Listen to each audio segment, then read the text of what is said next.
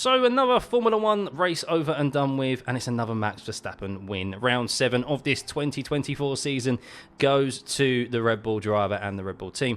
And, well, it wasn't all plain sailing though, was it? 7/10 of a second he finished ahead of Lando Norris with one more track limits violation, which would have resulted in a 5-second penalty added to the end of the race. Also that he had to drive around for more than half of the race with.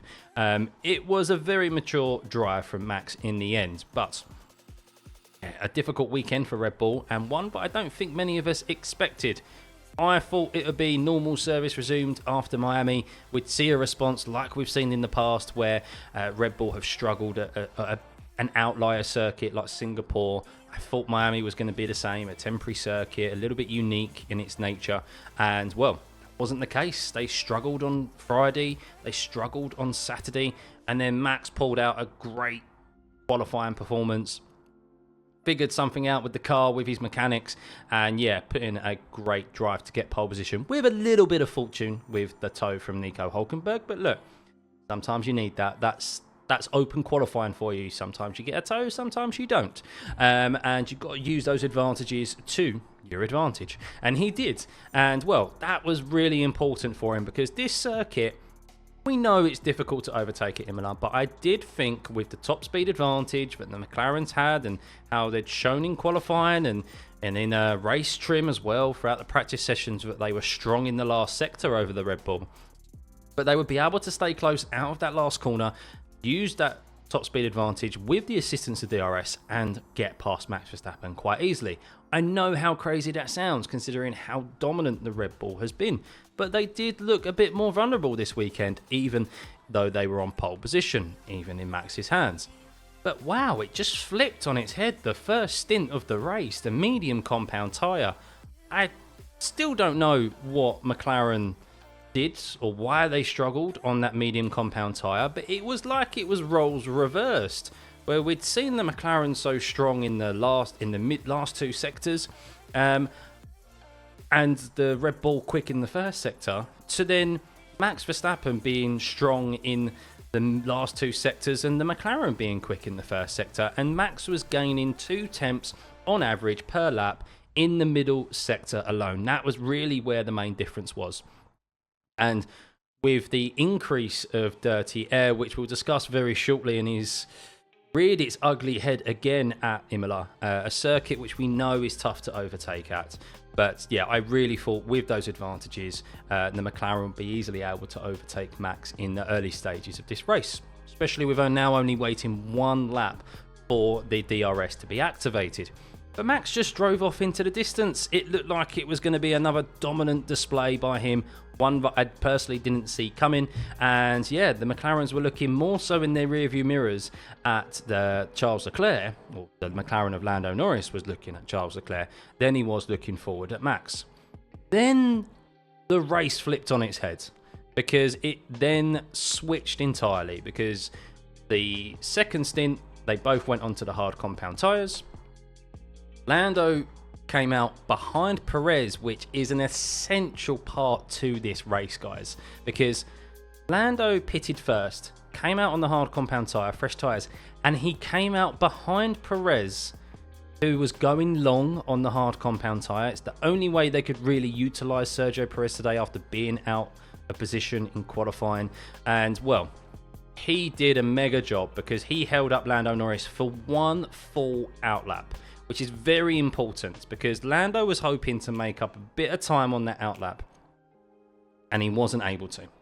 And eventually, he, of course, finished 7/10, less than a second behind Max Verstappen across the finish line. How important that lap is by Perez, I wonder if any other channels or any other punditry media pick this up. But of course, while the discussion will be about the performance of McLaren on the medium to the hard, and obviously Red Bull likewise struggling on the hard compared to the McLaren on the hards, with that being reversed, that was essential. That's a big part of this race that happened in the middle of the race here. Of course, you could argue about traffic as well, how maybe they manage traffic and so forth. But yeah, that was key. That was very, very key. And then, yeah, Lando managed his tyres in the early phase of that stint. Max used up more of his tyre. Their lap times are pretty similar, even while Lando was managing. Leclerc caught up, but then made his error through the Variante Alta chicane. And then Lando just started to turn the afterburners on and caught Max up so quickly. And it was great to watch. And we knew but when you saw those times come down, that interval, Max struggling on those hard compound tyres, using them up too much.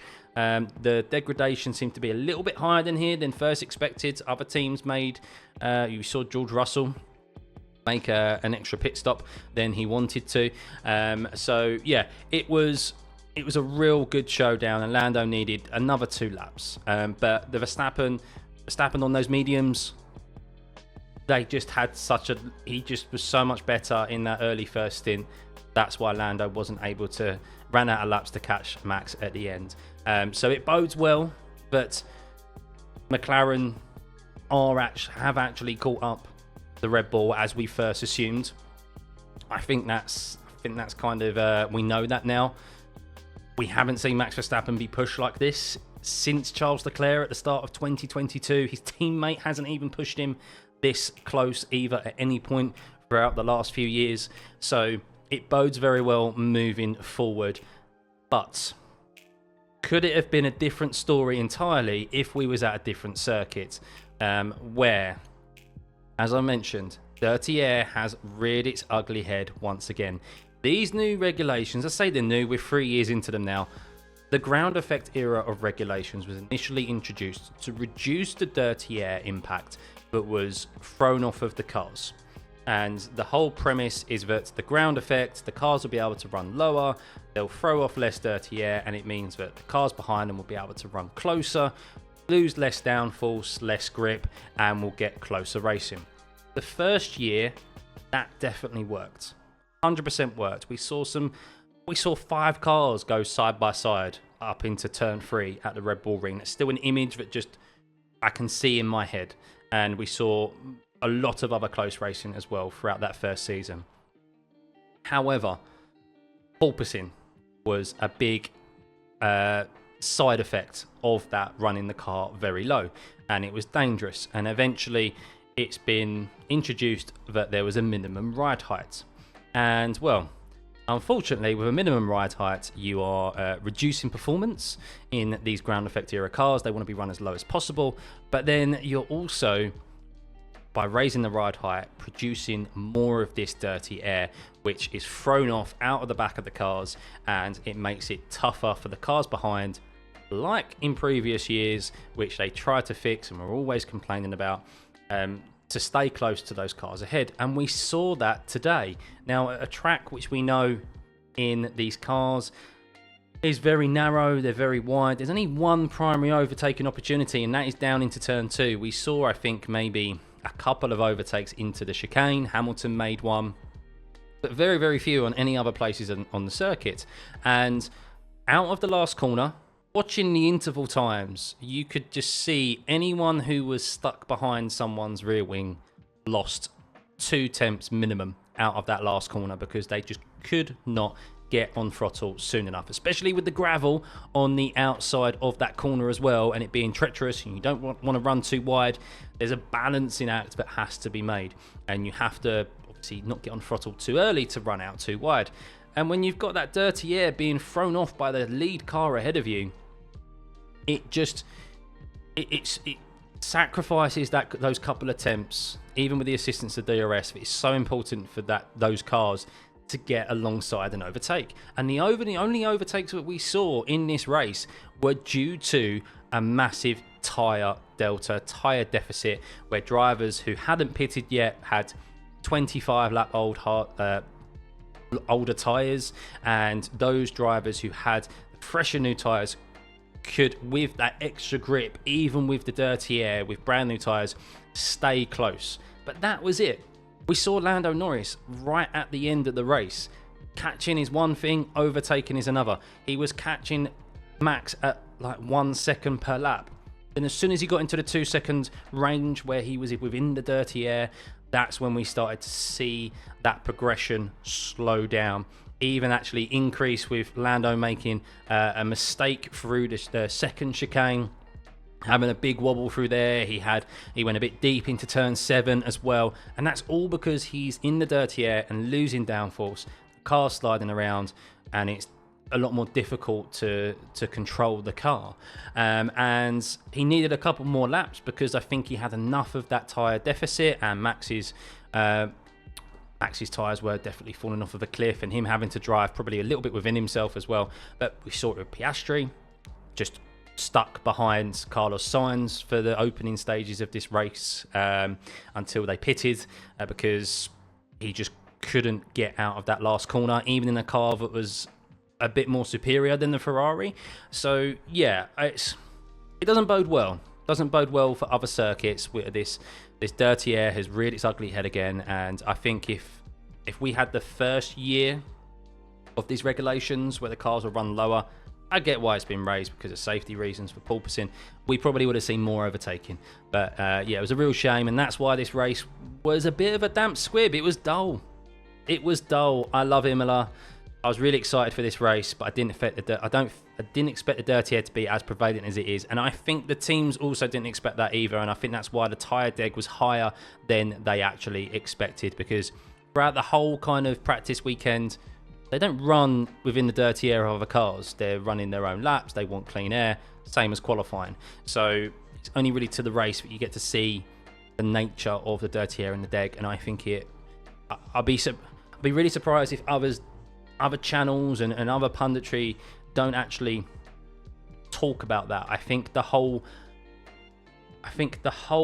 discussion and the whole, rightfully so, will be the charge of Lando at the end and the whole excitement of it, but it shouldn't take away from what was 90% of the race boring, in my opinion.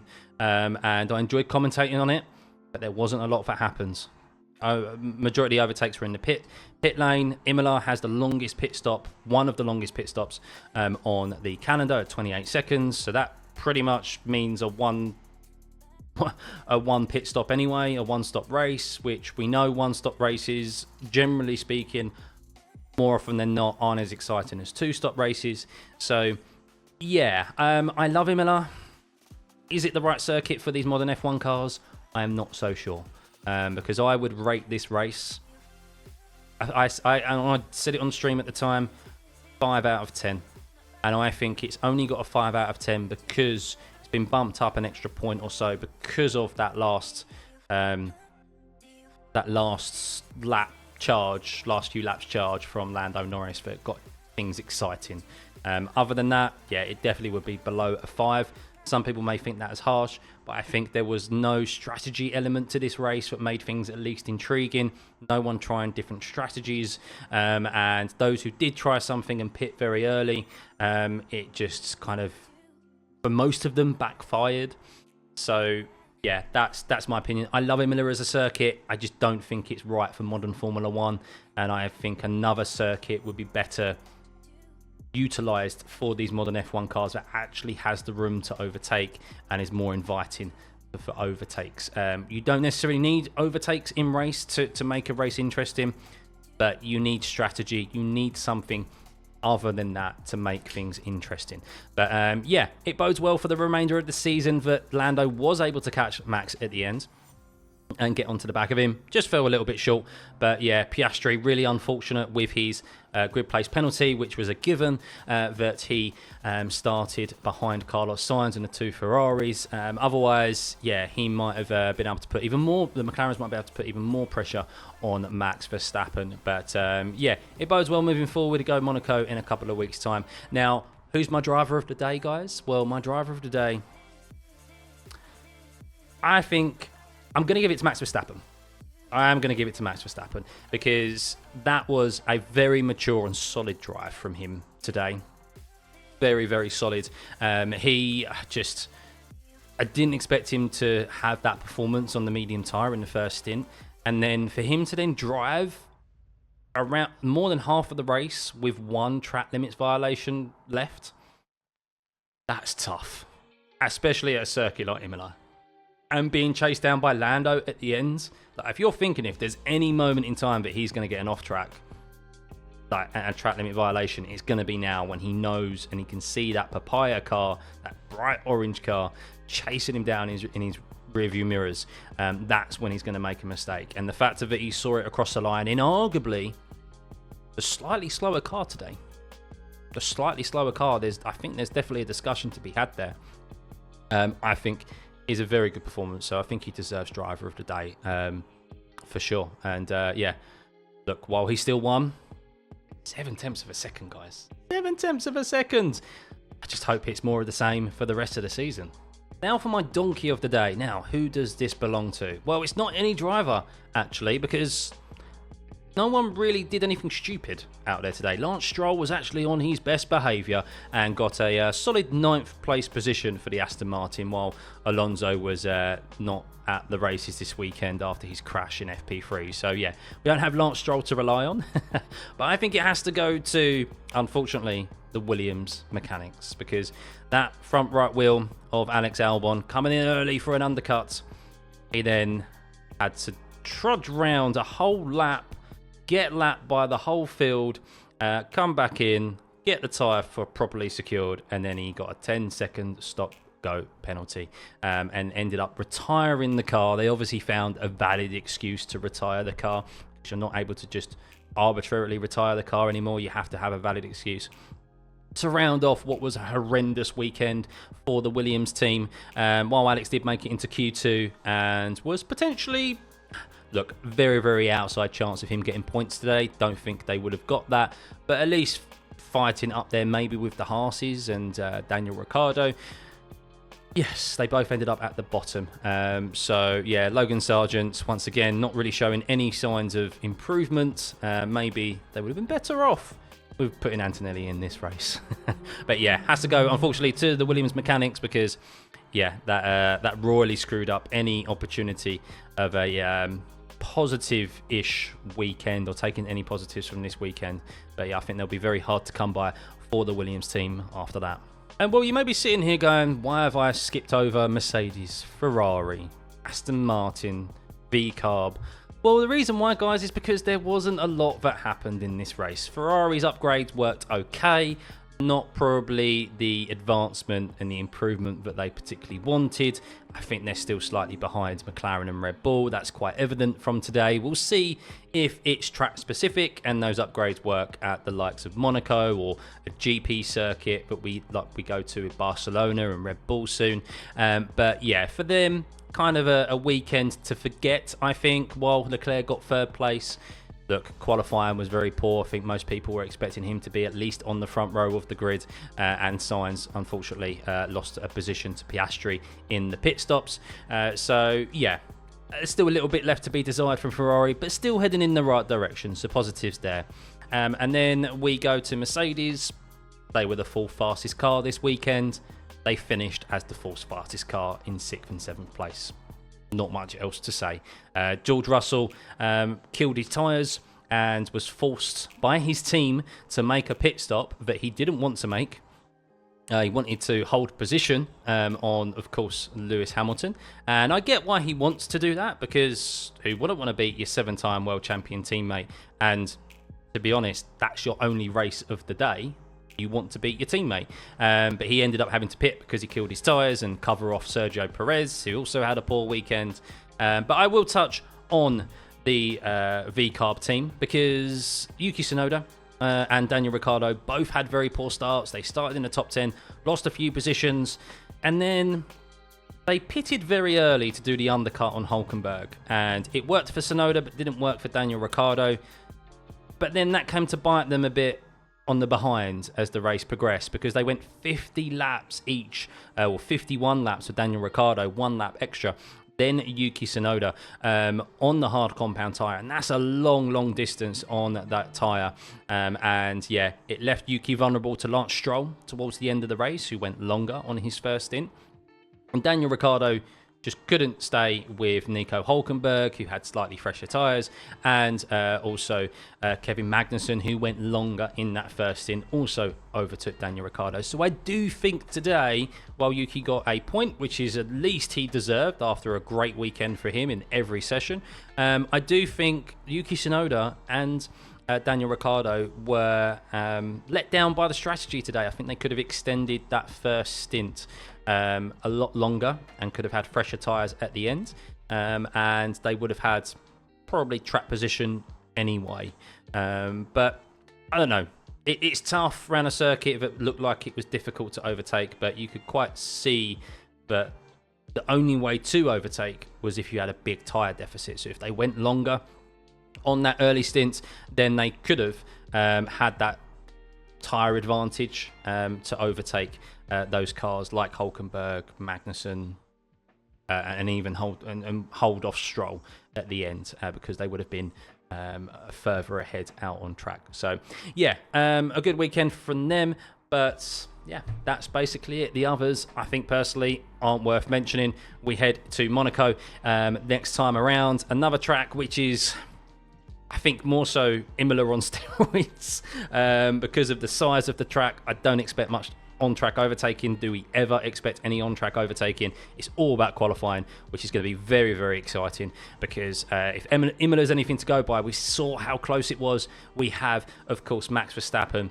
still wanting to continue that pole position streak that he has on GP full race weekends. We have, of course, the McLarens pushing him closer and closer. Oscar Piastri, who will feel a little bit hard done by that impeding of Magnussen, but not many complaints there that he can have, wanting a bit of redemption because he had good pace at Imola this weekend. Lando Norris as well, who keeps pushing his best mate Max, and of course Charles Leclerc, who we always know goes well at Monaco because it's his home circuit. Surely it's about time that he has a decent performance at Monaco, isn't it? So yeah, join me next week for Monaco. We'll see if there's any news that comes out in between that time, which I will keep you updated on. But let me know what you think in the comments below of this race. What would you rate it out of 10? Do you agree with my 5 out of 10? Do you think it's less, like some of you did in the stream? And who is your driver of the day? And who is your donkey of the day? Let me know in the comments below, and we'll see you for the next one. Bye.